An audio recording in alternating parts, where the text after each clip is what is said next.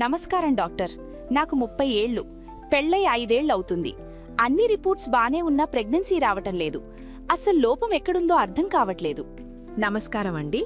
చాలా మందిలో బయటికి అన్నీ బానే ఉన్నా కణజాల స్థాయిలో సెల్యులర్ లెవెల్ అంటాము, అందులో కొన్ని మార్పులుంటాయి. మన శరీరంలో హార్మోన్లు పనిచేయాలంటే రిసెప్టార్స్ అనేవి చాలా ముఖ్యం. రిసెప్టార్లా అంటే ఏమిటి డాక్టర్?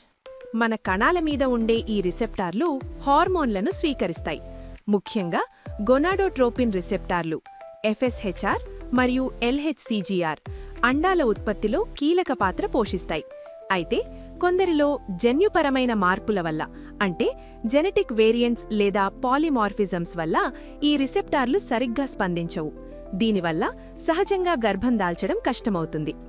మరి దీనికి పరిష్కారం లేదా డాక్టర్? ఖచ్చితంగా ఉంది. కృష్ణ ఐవీఎఫ్ క్లినిక్లో మేము ఫార్మకోజెనోమిక్స్ విధానాన్ని అనుసరిస్తాం.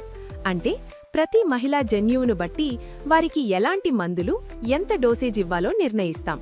దీనినే పర్సనలైజ్ ట్రీట్మెంట్ అంటారు. అంటే అందరికీ ఒకే రకమైన ట్రీట్మెంట్ ఉండదన్నమాట. అవును.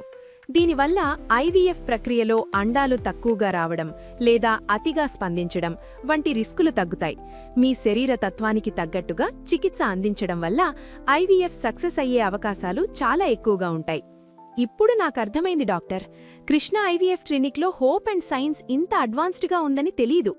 క్లియర్గా చెప్పినందుకు థ్యాంక్ యూ సో మచ్. సరైన అవగాహనతో ముందడుగు వేస్తే మాతృత్వం ఖచ్చితంగా సాధ్యమే.